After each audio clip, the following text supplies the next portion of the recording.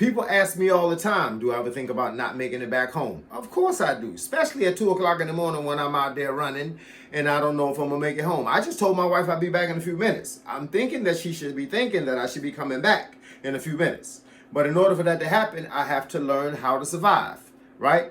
So many martial arts teach katas, they teach weapons, they teach kumite, they teach sparring, they teach pop, pop, step to the side, pop, pop. Everybody can't learn that overnight. But in this particular art that I'm thinking about teaching, it's called survival. There's only 2 belts, white belt, black belt. ain't no belts in between. Now, with that being said, how do you survive certain situations? I'm going to give you a little bit about what I would teach about. If you are a guy and you are out in the street and somebody come up behind you and they got their hand around your neck and they trying to put you to sleep in the choke, all you have to do is understand that this person's body is right here behind you, right? Reach around, squeeze with all your might. The next thing you'll know is that this will loosen up. He'll be down on his hands and knees, and when you turn around, you are holding his gonads in your hand, and you are squeezing them with all your might. He can't fight. He's getting down on his hands and knees and asking for your forgiveness, and then you can decide how fast you can run to get away from him. If you are a woman and you are being attacked in the bedroom, in the living room, outside in the car, anywhere, you have nails. Put them in his face.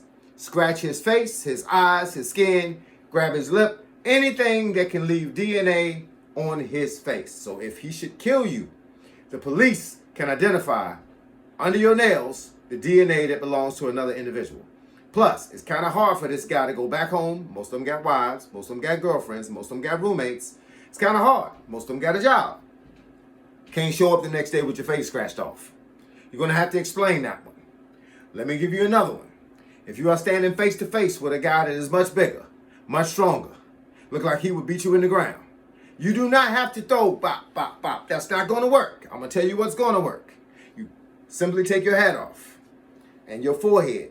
Your skull is the hardest bone in your body. You grab him by the shoulders as if you're going to rough him up. And then you headbutt him right in the face. Nose, mouth, lip, chin, everything's gone at the same time. He'll even be swollen in between the eyes. He will not want to fight at that point because he can't see, right? And then you got a chance to get away. So, with that being said, it's a whole lot of things that we are not being taught in martial arts about how to survive. So when we leave home, we're not always guaranteed to return home.